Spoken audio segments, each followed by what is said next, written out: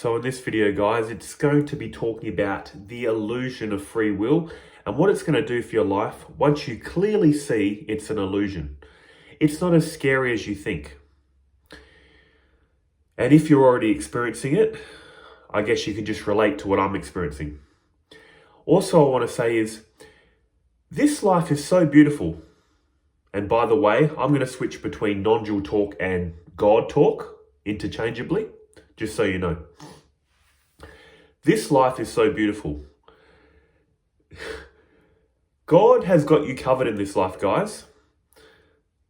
And why I'm saying that is, the people out there resistant to this idea of free will being an illusion, that is what God, in God's divine plan for this reality, wants them to think. And no one's losing out. Reality is made of truth. So whatever you think, in the moment of thinking it, you believe is true. And you're totally satisfied with that belief, aren't you? I'm only saying this because the people out there that think, this whole illusion of free will is ridiculous. Of course I've got free will. It's common sense. That's what they think. That's what they believe. That's how they're going to live their life. And it's totally fine. We don't need to worry about people that feel like they're in control of their life. We don't have to worry about evil people, in quotes, not doing the right thing. Everyone in this life is doing what they think is right. So we might go, oh, it's a shame for them. They can't see this or they're doing that wrong. But from their point of view, they're like, there's no problem here. I've got all the answers. I'm doing everything right. We're all thinking that. So don't worry. Everyone's thinking they're right. It reminds me, just off topic, I guess, but it kind of does relate to this. I did some self-defense training back in, it would have been 2018. And that's what the instructor said. They were saying, anyone that attacks you, they're not attacking you thinking you're going to block it. If they swing at you with the left arm, they're not anticipating you blocking it. If they thought you're going to block it, they would have swung at you with the right arm. Or if they thought you were going to block that, they would have done some other maneuver. In other words, again, everyone thinks they're right. No one's going to attack you thinking you're going to stop them. Otherwise, they wouldn't be attacking you. I just thought I'd add that in because it just reminded me of, we all think we're right. Because reality is made of truth. The substance is truth, so we always think we have the truth. So I just thought I'd put that in there. People that think they have free will, think the illusion of free will is ridiculous. They're fine. They're living their life. But for you, if you're kind of hearing this and thinking, I can see some truth to this. Also, if you're at the stage where you're like, I'm sick of feeling guilt, shame, pride, arrogance, jealousy, envy, hate, fear. If you're done with those emotions, now some people, it doesn't affect them, I'm assuming. They can just get through this life feeling all those emotions. But if you're a more, sensitive soul, it really gets to you.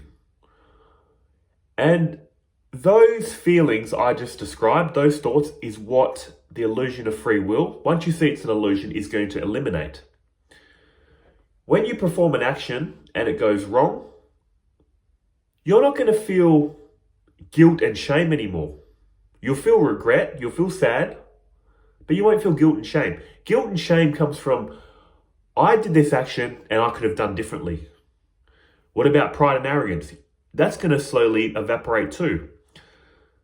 Pride is, again, I did this action, I'm so great. Pride and arrogance, I'm so great. I'm better than others.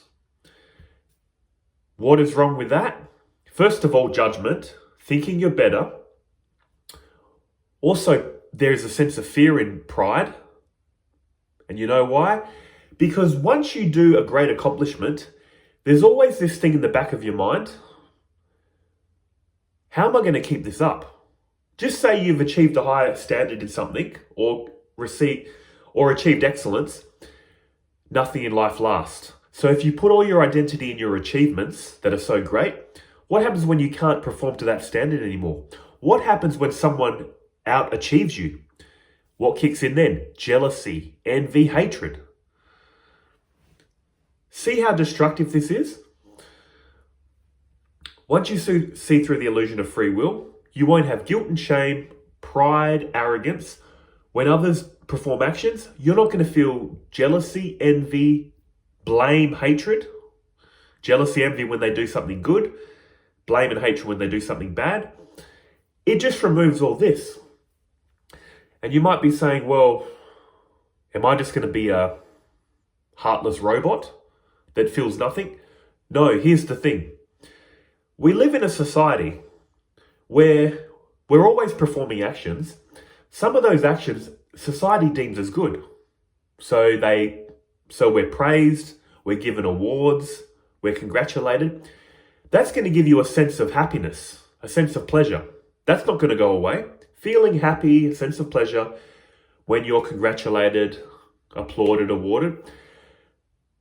But the two thoughts and feelings that aren't going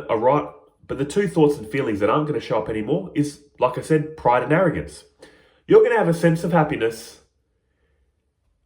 but the feeling is going to come, I feel very happy that I've done this and I'm getting rewarded, congratulated, but this is just what happened. I wasn't in control of this. This is just the action I performed, now I'm getting awarded. On the flip side, when you do something society deems as wrong, you're going to be scolded, disciplined, given a fine by the authorities. You're going to feel sad, but guilt and shame's not going to come in. You've performed some action society deems as bad. Why feel guilt and shame? You did what you had to do, but of course you're going to feel sad, feel regret. Same with others. You're going to feel happy for them when they achieve something, but you're also going to remember it couldn't have been any other way. Same when they do the wrong thing. You're going to feel upset, but realize they just did what they had to do. And because we live in a society of rules and laws, when you do the wrong thing, you go to prison. You get a fine. When you do the right thing, you're rewarded with status, money.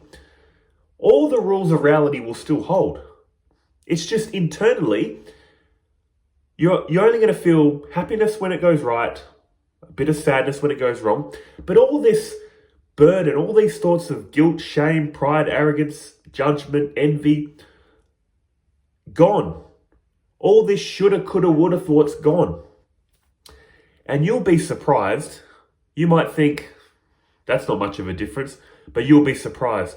When all these thoughts are erased from your mind, you got so much more time just to focus on the moment. And that's another thing that's going to happen. Your attention can only be in one place at a time. Most of our attention's in here, in thinking. Shoulda, coulda, woulda, pride, arrogance. A lot of it's negativity, hate, judgment, anger. Once all that evaporates, you'll be surprised what reality looks and feels like at that point. Because we're so used to putting all this energy into thinking, once it all drops away, there's a different feel and look to reality. For me personally, it's clearer. I don't know how to explain it. It's in more of a higher definition or something, because it's not being clouded by thinking. Another thing, when you clearly see it's an illusion, you're going to feel a deep sense of peace, relaxation in the deepest part of you. You're going to clearly see your true self, is performing no action. Your true self. That's why self-inquiry is so important. Non-duality 101. Whatever you're aware of is not you. You're aware of a changing world. It's not aware of you. You're aware of a changing body. It's not aware of you. You're aware of your changing breath. It's not aware of you. Your thoughts and feelings are constantly changing. You're aware of them. They're not aware of you. You're aware of your ego, your life story. It's constantly being updated. Everything in reality you're aware of is in a constant flow, constant movement. You can't stop this movement. But you are in a state of stillness. You're not even in a state of stillness. You are stillness. All movement happens in relation to something that is still. This reality is just constant movement. You are the stillness that is witnessing it. Once you clearly see what you are, it's like being in a state of deep sleep. Not that everything blanks out, but you know that feeling in deep sleep where it's just peace. The reason it's peace is because you don't feel any ownership and control in deep sleep. So imagine taking that peace you feel in deep sleep and then opening your eyes and it still remains. Once all this firmly kicks in, that's what you're going to feel. Literally, try to stop action. When I first got into these teachings of free will, as you may have, or maybe you are if you're a beginner, what happens naturally? The ego takes these teachings and applies it to itself. I heard there's no free will. Okay, I might as well just lay in bed. And I literally did. I thought, I've got no free will. Why do anything in life? Why go outside? Why achieve anything? I've got no free will. I just laid in bed. This didn't last very long. I laid there very still, thinking I didn't have free will. Why do anything? Then I had the urge to go to the toilet. Got up, went, laid back down. Then I felt hungry. Got up, got a snack. Then I got a phone call. And then I forgot all this protesting about free will. I got on with the day. What I'm saying is, once you see it, it's the most obvious thing ever. Reality is in constant action. You can't stop acting. Even the act of laying down still, you're still breathing. You're still thinking. You're still feeling. You're eventually going to get the urge to, like I did, go to the toilet, get a snack. You can't stop action. Even when you lay very still, you fall asleep. That's an action. Then you start dreaming. You're still experiencing a dream. Then you experience the blankness of deep sleep. Then you experience the waking state. Action, movement, is in constant flow. You can't stop it. So when your ego stops taking this teaching for itself and thinks, why make plans? Why do anything? No, you got to go back one step. Your true self makes no plans, performs no action. It is the witness of this person making plans for its life, performing actions. That's what the witness state is, if you're a bit unclear, if you're new. The witness state is the clear realization, I in the deeper sense, am the witness of this life. Everything I think I'm not, I'm the witness of, and the thing that my ego makes me think I am, this body.